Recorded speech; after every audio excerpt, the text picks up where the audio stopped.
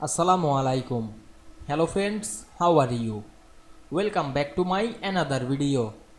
In this video I am going to show you how to change color of last page in Affinity Publisher. Let's get started. Firstly, we have to open a Affinity Publisher document. Now we want to change color of last pages. Firstly, go to the window menu and enable the pages section, and we can see here show the all pages very easily. Now I go to the last page, double click on the last page.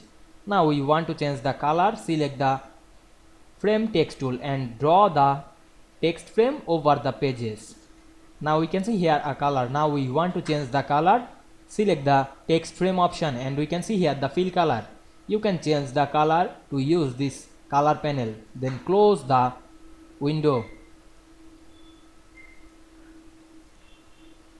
Then move this layer down on these pages, then lock the layer, then select the move tool and check the all pages. We can see we change the page color only on the last page very easily. I hope you enjoyed the video. Please like, comment, share and subscribe my channel. Thanks for watching.